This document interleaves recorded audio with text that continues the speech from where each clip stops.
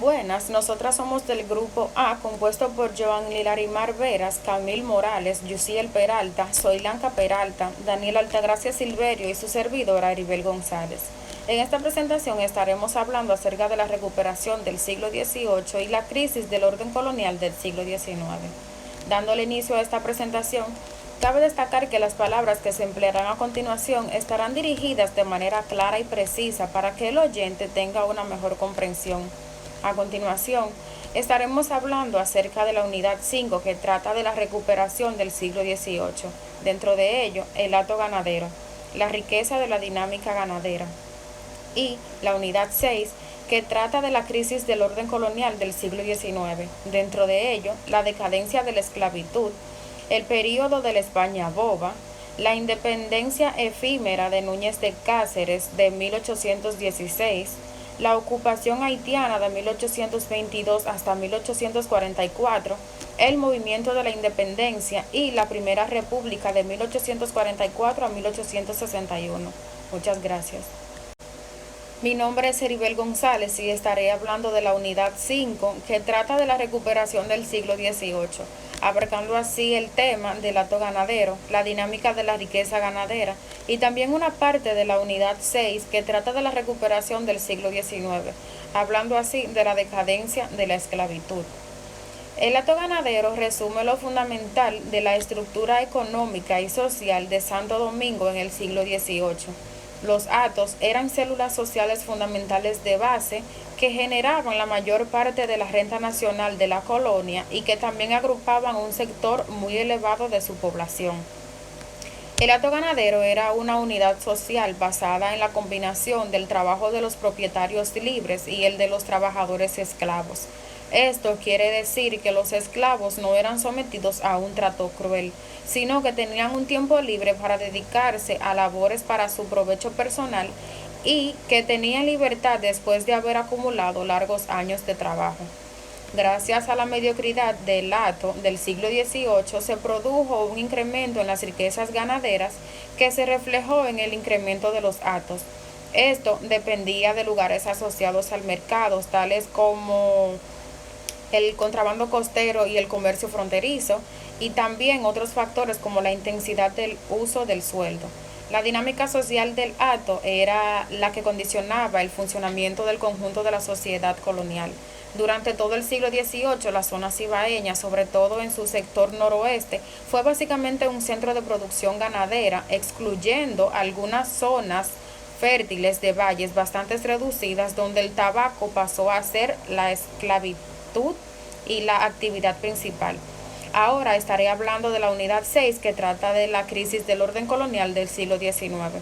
Fue a finales del siglo XVIII hasta el año 1830 cuando se comienza la vida republicana de Venezuela separada de Colombia.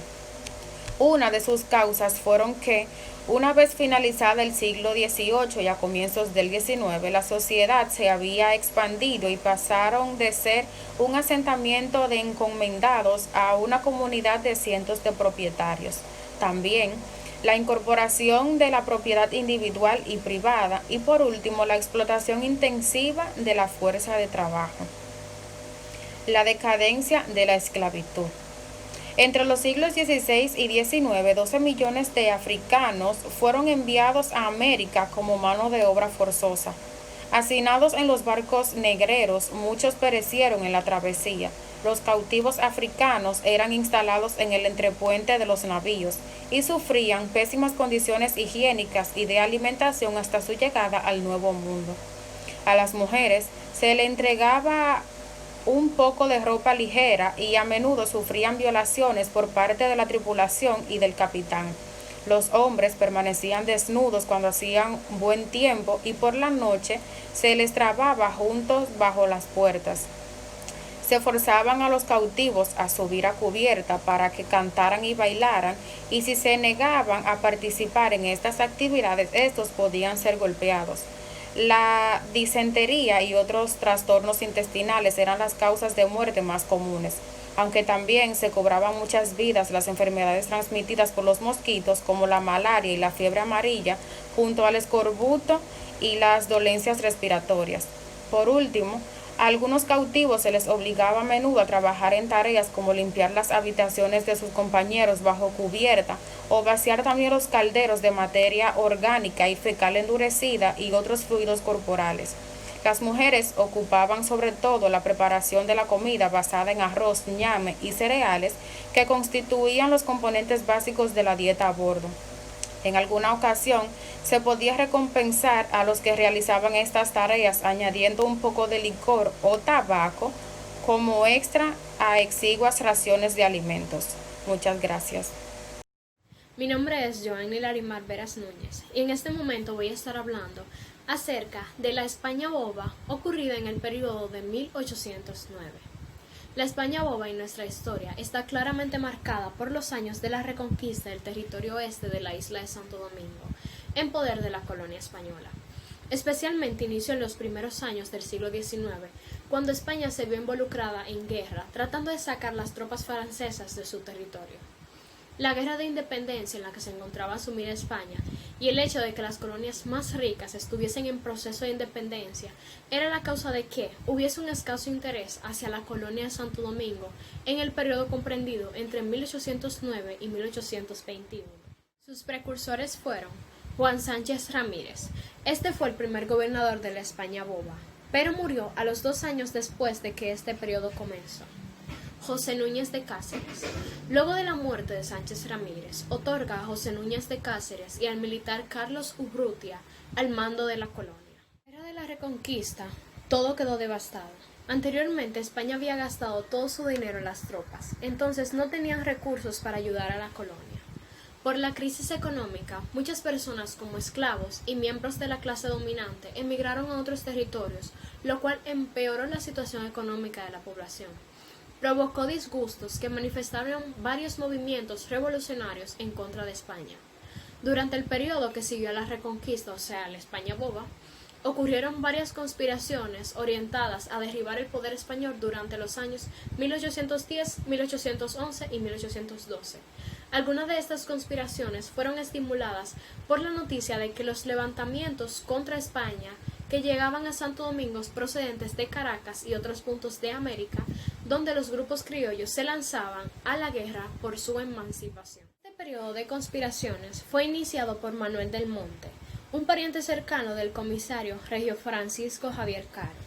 Del Monte fue descubierto, reducido a prisión y remitido a España sin consecuencias, ya que pudo volver a vivir en Santo Domingo gracias a las influencias ejercidas por su pariente. Otro conspirador fue don Fermín, quien en 1809 tramó con el propósito de declarar a Santo Domingo independiente de España. Fue acusado de sedicioso y encerrado durante 7 años en la fuerza, cargado de grillos antes de ser embarcado hacia la península. Lo más importante fue la revolución de los italianos. Esta conspiración fue descubierta a mediados de 1810 y los complotadores fueron llevados a patíbulo bajo la acusación de querer levantar en armas la guarnición de Santo Domingo para repetir lo que había ocurrido el 19 de abril de ese año en Caracas, donde habían estallado un movimiento independentista contra España. Muchas gracias. Buenas tardes, mi nombre es Camil Morales y a continuación les estaré hablando un poco sobre lo que fue la independencia efímera de Núñez de Cáceres del año de 1816. Es la independencia efímera protagonizada por Núñez de Cáceres el acontecimiento que deja establecido que dos pueblos con marcadas diferencias tendrán que convivir en un mismo espacio insular y que aunque enmarnados por la misma geografía tendrán que transitar caminos propios. Núñez de Cáceres, carente de recursos militares, de voluntad política y de fe en el porvenir, aceptó la dominación haitiana que inmediatamente aboleció la esclavitud y benefició la repartición de tierras a militares de esclavos. Con sus luces y sombras, la independencia efímera constituyó la semilla inicial de la libertad y autodeterminación del pueblo dominicano. Buenas noches, mi nombre es Yusiel Judicet Peralta Amaro, integrante del Grupo A, y en este caso voy a hablar sobre la ocupación haitiana.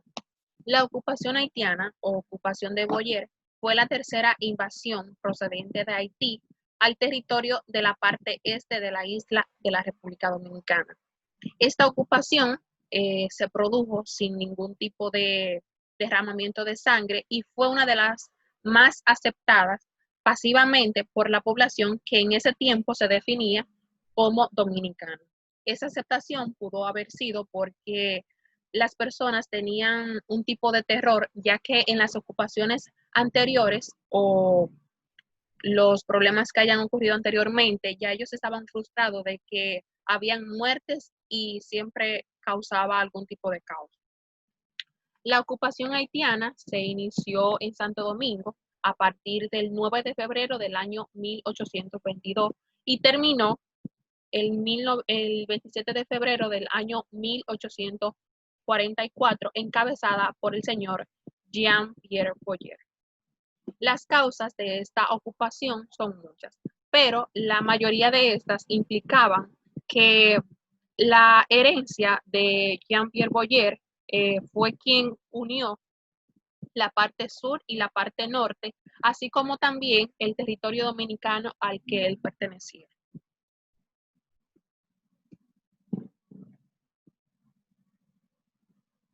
Medidas tomadas por Boyer. Dentro de las medidas podemos mencionar la abolición de la esclavitud, el apropiamiento de los bienes de la Iglesia Católica y de los españoles que en ese tiempo se encontraban ausentes en la isla, la distribución de tierra entre libertos, la unificación de la moneda y el abrimiento de las puertas del mercado mundial, la imposición del idioma francés, el impuesto al servicio militar obligatorio y la aplicación en el país del Código Civil francés. Las medidas de Boyer lo que hicieron fue precipitar y profundizar un proceso que se estaba dando desde hacía mucho tiempo. No fueron tan revolucionadas, o sea, en un nivel exagerado, pero la población en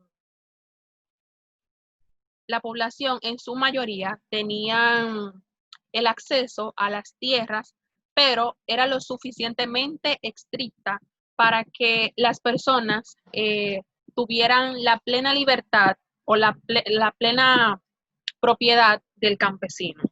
O sea, a partir de cuando Boyer entró al poder, la tierra dejó de ser un monopolio de la clase dominante para aprovechar el plus producto, generando así los productos directos y que fueran libres o esclavos. Muchísimas gracias. Muy buenas tardes, mi nombre es Soylanka Peralta Alcántara, matrícula 119-9051 y hoy le estaré hablando acerca del movimiento de la independencia. Comenzando donde había un movimiento separatista, que es donde la ocupación generó resistencia, desobediencia civil e incluso algunas conspiraciones que fueron desveladas y hechos prisioneros o condenados a muerte por sus miembros en un régimen que representaba cada día más el oprobio natural de una dominación extranjera. Después se formó la Trinitaria, donde en 1838, después de regresar de estudiar de Europa y convencido por los vientos del liberalismo que azotaban el viejo continente, Juan Pablo Duarte funda la organización secreta, la Trinitaria, cuya meta fue la creación de una patria independiente de toda dominación extranjera. En ese momento existían 4 movimientos separatistas, como nos menciona Frank Moya Pons en su manual de historia. El primero era el movimiento independentista, encabezado por Juan Pablo Duarte.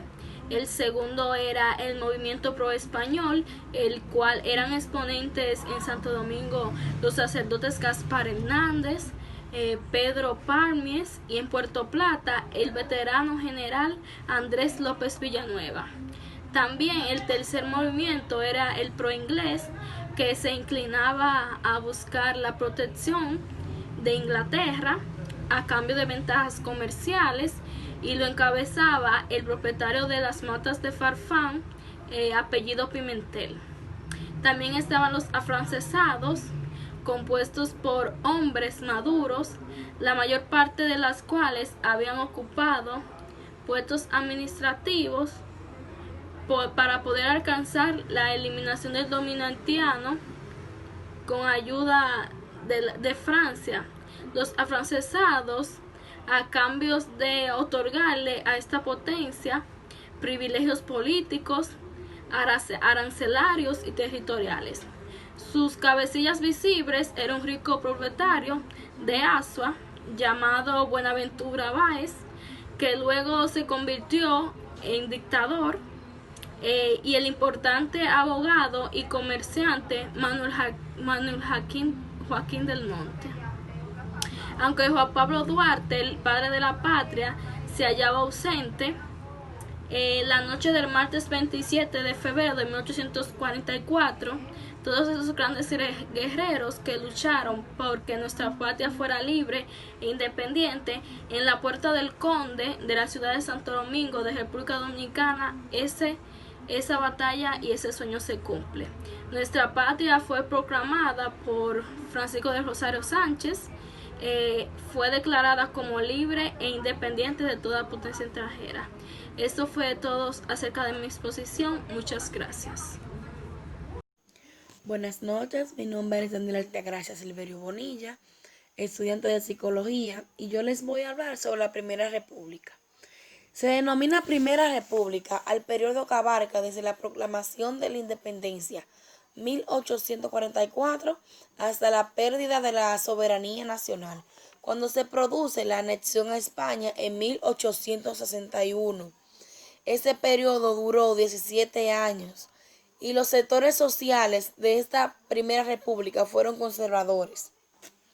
Características de la Primera República: el desplazamiento político de trinitarios que conllevó a la expulsión de ideas liberales, el desplazamiento político de ateros, los cuales se hicieron dueños del poder.